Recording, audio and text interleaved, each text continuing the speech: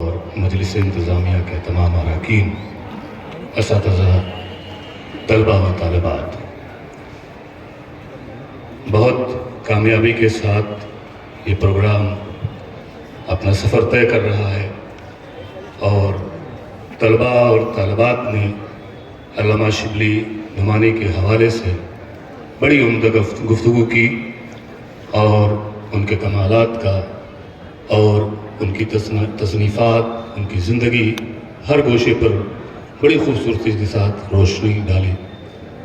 بلا شبہ علامہ شبلی ایک ہمہ شخصیت اور اگر کہا جائے کہ ہمارے اس ضلع کی، ہمارے اس شہر کی پہچان یہ ادارہ ہے اور شبلی کالج اور علامہ شبلی صاحب خود ہیں، تو اس میں کوئی مبالغہ نہیں ہوگا، کیونکہ اس ادارے سے وابستہ حضرات ملک اور ملک کے باہر بھی جہاں جہاں موجود ہیں وہ اپنے علم کی روشنی بکھیر رہے ہیں اور کہیں نہ کہیں سے وہ اسی ادارے سے اپنی وابستگی کا ثبوت دیتے ہیں اور اپنی لیاقت اور اپنی صلاحیتوں کی بنیاد پر اپنی شناخت قائم کرنے میں کامیاب ہوئے۔ میں نے آپ سنتے رہے ہیں علامہ شبلی پر جس گوشے سے بات کی جائے گھنٹوں بولا جا سکتا ہے اور مسلسل بات کی جا سکتی ہے۔ میں نے بھی اپنے کچھ تاثرات رقم کیے ہیں۔ میں گفتگو کا آغاز کچھ انگریزی ادب کے حوالے سے کروں گا۔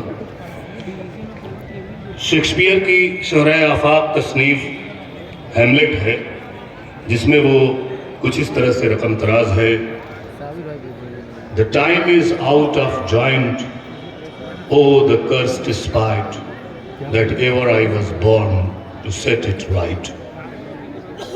وقت انتشار کا شکار ہے، برا ہو اس عداوت اور کینہ پروری کا کہ میں ایسے حالات میں پیدا ہوا جب اس بے ترتیبی اور بکھراؤ کو منظم کرنے کا بیڑا میرے سر ہے۔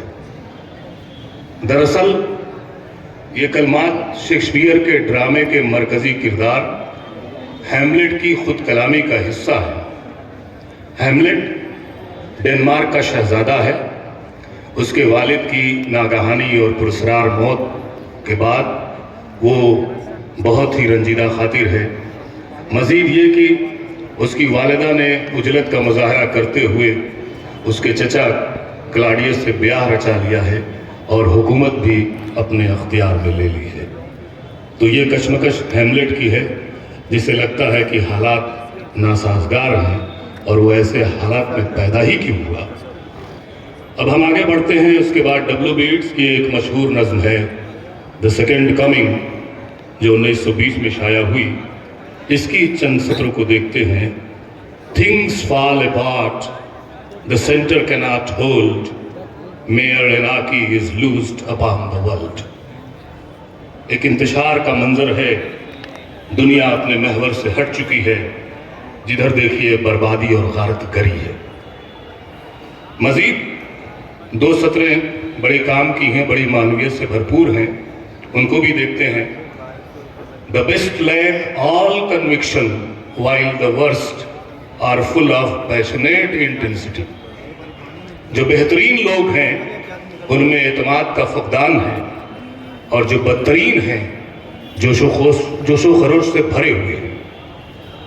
پھر ہم آتے ہیں ٹی ایس ایلیٹ کی شاہکار نظم The Wasteland، جو 1922 میں شائع ہوئی اور جو جدید نظم یا جدید شاعری کے آغاز کا حوالہ بنتی ہے نظم۔ اس میں شیکسپیئر کہتا ہے: Unreal city, under the brown fog of a winter dawn, a crowd flowed over London Bridge, so many, I had not thought death had undone so many۔ موسم سرما کی صبح، کوہرے کی چادر میں لپٹا ہوا مصنوعی شہر لندن برج پر لوگوں کا ایک ہجوم رواں دواں ہے۔ مجھے نہیں خبر تھی کہ موت نے اتنے لوگوں کو مار رکھا ہے۔ دراصل ایلیٹ کا اشارہ ان لوگوں کی روحانی موت کی طرف ہے۔ یہ مضمون ایلیٹ نے دانتے کی نظم انفرنو سے اخذ کیا ہے، جہاں دانتے لعنت زدہ ارواح پر ہونے والے عذاب کی منظر کشی کرتا ہے۔ ایلیٹ کا خیال ہے کہ جدید دور کا انسان بھی روحانی اعتبار سے موت کا شکار ہو چکا ہے۔ یہاں شہریار کی بھی چار مصرے نقل کرنا بے جانا ہوگا۔ جو دور جدید کے انسان کی ذہنی اور نفسیاتی کیفیت کو بڑی عمدگی کے ساتھ اشعار کا جمع پہناتے ہیں۔ سینے میں جلن، آنکھوں میں طوفان سا کیوں ہے، اس شہر میں ہر شخص پریشان سا کیوں ہے، دل ہے تو دھڑکنے کا بہانہ کوئی ڈھونڈے، پتھر کی طرف بے حس و بے جان سا کیوں ہے۔ بہت خوب حضرات، شیکسپیئر کے کلمات، ایٹس، ایلیٹ اور شہریار کی شاعری کے کچھ حصوں کو پیش کرنے کا مقصد صرف اتنا ہے کہ ہم اس بات کو بخوبی سمجھ لیں کہ دور چاہے کوئی بھی ہو، انسانی زندگی سدا ہی مسائل اور مشکلوں کا شکار رہی ہے۔ حالات کی پیچیدگی میں بتدریج اضافہ ہوتا رہا ہے۔ آج ہم جس دور میں سانسیں لے رہے ہیں وہ ترقی اور کامیابی کا دور ضرور ہے، مگر ہماری زندگیوں کو سخت مشکل اور پریشانی میں ڈال رکھا ہے۔ اب انسانوں کے مسائل زیادہ تر نفسیاتی ہیں۔ اس کی وجہ صرف اس لیے ہے کہ ہم صرف اور صرف اپنی ذات تک محدود ہو کر رہ گئے ہیں، جس کے نتیجے میں ہم سب تنگ نظر اور خود پرستی کا شکار بن کر رہ گئے ہیں۔ اس کے برعکس اگر ہم علامہ شبلی نعمانی کی زندگی پر نظر ڈالیں تو ان کی زندگی ہمیں ان اعلیٰ انسانی اقدار سے روشناس کراتی ہے جو روح کی تسکین کا سامان ہے۔ شبلی نے 1857 کے پرآشوب دور میں آنکھیں کھولی۔ یہ ایسا وقت تھا، یہ ایسا موڑ تھا جب ہندوستان بغاوت کا علم لے کر کھڑا ہو چکا تھا اور غلامی کے بوجھ سے دبے ہوئے لوگ صدائے احتجاج بلند کر رہے تھے۔ قوم اور ملک کے حالات اچھے نہیں تھے۔ یہ الگ بات کہ آزادی کا حصول 100 سال کے بعد ممکن ہو سکا، اور علامہ شبلی کی زندگی کا جو دورانیہ ہے 1857 سے پہلی جنگ عظیم 1914 تک، 57 سال کی عمر میں ہر میدان میں وہ سرگرم عمل رہے۔ مختلف سطحوں پر انہوں نے ملک اور قوم کی فلاح و بہبود کے لیے کارہائے نمایاں انجام دیے۔ اگر ہم علامہ کی ذاتی زندگی کی بات کریں تو ان کا بچپن آسودہ تھا۔ وہ بڑے ہی نامی گرامی خاندان سے ان کا تعلق تھا۔ زمیندار خاندان کے وہ چشم چراغ تھے۔ والد بڑے ہی مشہور اور معزز وکیل تھے، لیکن وہ ایک ایسے شخص تھے کہ ان کے دل میں ایک مستقل تڑپ تھی، ایک بے چینی تھی۔ ان کا دل مستقل تڑپ اور بے چینی کا آماجگاہ بنا ہوا تھا۔ یہ بے چینی اور تڑپ ان کی اپنی ذات کے لیے نہیں تھی بلکہ قوم کے تئیں تھی۔ وہ ایک ایسے شخص تھے جو فراوانی اور آسودگی سے مطمئن ہو کر زندگی گزارنے والوں میں سے نہیں تھے۔ اچھا، انہیں یہ ہمیشہ فکر دامنگیر رہتی تھی کہ ملت کیسے ترقی کرے اور اپنے تمام خوابوں کی تعبیر تک پہنچے۔ یہی وجہ ہے کہ 25 سال کی عمر میں علی گڑھ کا سفر ہوتا ہے اور 26 سال کی عمر میں اس ادارے کی بنیاد ڈالتے ہیں 1883 میں، اور وہاں پر پروفیسر بنتے ہیں عربی اور فارسی کے، اور مستقل اس سلسلے میں کام کرتے رہتے ہیں۔ آپ دیکھیں کہ عمر کا وہ موڑ، نوجوانی کی عمر، جب آسائشیں اور ساری دلچسپیاں اپنی طرف کھینچتی ہیں، ایسے میں ایک نوجوان اپنے آپ کو ان آسائشوں سے ہٹا کر سنگلاخ زمینوں پر اپنے قدم رکھتا ہے اور جہاں جہاں جاتا ہے اپنی فکر اور اپنے خیال کے گل بوٹے ٹانکتا ہوا چلا جاتا ہے، چراغ روشن کرتا چلا جاتا ہے۔ آج ہماری اور آپ کی ذمہ داری ہے کہ ہم اس چراغ کے سلسلے کو اور آگے بڑھائیں۔ یہی وجہ تھی کہ جب وہ علی گڑھ جاتے ہیں اور مولانا حالی نے اس وقت مسدس مد و جزر اسلام لکھی تو علامہ شبلی نے اس وقت صبح امید لکھی۔ انہیں معلوم ہے کہ قوم کا ایک تابناک ماضی رہا ہے، ایک شاندار ماضی رہا ہے، لیکن وہ اس کے حال کی حالت سے مطمئن نہیں تھے۔ مگر جب انہوں نے سر سید کو دیکھا تو سر سید کی شخصیت میں انہیں وہ مقناطیسی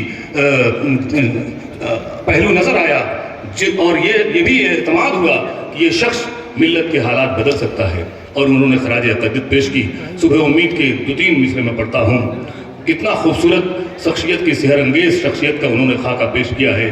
سورج سے عیاں جلال شاہی، چہرے پہ فرود صبح گاہی، وہ ریش دراز کی سپیدی، چٹکی ہوئی چاندنی سحر کی، پیری سے کمر میں ایک ذرا خم، توقیر کی صورت مجسم، وہ ملک پر جان دینے والا، وہ قوم کی ناؤ کھینے والا۔ اور شبلی کا دل ملت کے درد سے شرابور تھا۔ ترکی سے خاص عقیدت تھی۔ 2 بار وہاں کا سفر کیا، اور جب بلقانی فوج نے ترکی پر حملہ کر دیا تو ان کے اندر وہ تڑپ اٹھے اور انہوں نے بڑی ہی جذباتی نظم شہر آشوب اسلام لکھی۔ اشعار کیا ہیں؟ شدت جذبات کے موتی ہیں جو اوراق پر جا بجا بکھر گئے ہیں۔ میں کچھ مصرے ضرور پڑھوں گا۔ حکومت پر زوال آیا تو پھر نام و نشاں کب تک، چراغے کشتہ محفل سے اٹھے گا دھواں کب تک، قبائے سلطنت کے گر فلک نے کر دیے پرزے، فضائے آسمانی میں اڑیں گی دھجیاں کب تک، مراکش جا چکا فارس گیا، اب دیکھنا یہ ہے کہ جیتا ہے یہ ترکی کا مریض سخت جا کب تک۔ یہ سیلاب بلا بلقان سے جو بڑھتا آتا ہے، اسے روکے گا مظلوموں کی آہوں کا دھواں کب تک۔ یہ مانا تم کو تلواروں کی تیزی آزمانی ہے، ہماری گردنوں پر ہوگا اس کا امتحان کب تک۔ یہ مانا قصے غم سے تمہارا جی بہلتا ہے، سنائیں تم کو اپنے درد دل کی داستاں کب تک۔ یہ مانا تم کو شکوا ہے فلک سے خشک سالی کا، ہم اپنے خون سے سینچے تمہاری کھیتیاں کب تک۔ تو یہ تھے شبلی، اور جس طرح سے جذبات کا بہاؤ ان کے الفاظ میں اتر آتا تھا۔ آخر عمر تک وہ سرگرم عمل رہے، ایک ادیب، شاعر، ناقد، محقق، مصنف، مورخ، سوانح نگار، مفکر اور معلم کی حیثیت سے انہوں نے قوم و ملت کی خدمت کے لیے خود کو وقف کر دیا اور اردو زبان و ادب کے دامن کو بھی مالامال کیا۔ جس میدان میں بھی توازنائی کی، اپنی تخلیقی صلاحیتوں کے جوہر کا مظاہرہ کیا اور ہر میدان کے مرد اول ہوئے۔ آج ہمیں اس بات پر فخر ہونا چاہیے کہ ہم شبلی کے جانشین ہیں، مگر ساتھ ہی ساتھ ہمیں اس احساس ذمہ داری کو بھی بیدار کرنا ہوگا جو کہیں نہ کہیں خواب غفلت کا شکار ہے۔ ہمیں اپنا محاسبہ کرنا ہوگا اور شبلی نے جو چراغ روشن کیا ہے اس کی لو سے نئے چراغوں کا سلسلہ قائم کرنا ہوگا۔ ہمیں حالات کا شکوہ کرنے سے گریز کرنا ہوگا کہ بڑا ہی کمزور عذر ہے جس کی آڑ میں ہم اپنی ناکامیوں اور کوتاہیوں کی پردہ پوشی کرنے میں مشروط ہیں۔ اگر صحیح معنوں میں ہم شبلی سے اپنی نسبت کا اعتراف کرتے ہیں تو ہمیں میدان عمل میں اترنا ہوگا اور شبلی کی تحریک کو آگے بڑھانے کے لیے دام در میں سخنے اپنی خدمات پیش کرنی ہوگی۔ نامساعد حالات کا رونے والے بے عمل اور بے مصرف لوگ ہوتے ہیں۔ دل کے اندر اگر جذبہ ہو اور مستحکم ارادہ ہو تو یقیناً انسانات کمالات کی آخری منزل تک پہنچ جاتا ہے۔ احمد فراز نے کیا خوب کہا ہے، شکوے ظلمت شب سے تو کہیں بہتر تھا اپنے حصے کی کوئی شمع جلاتے جاتے۔ بہت شکریہ۔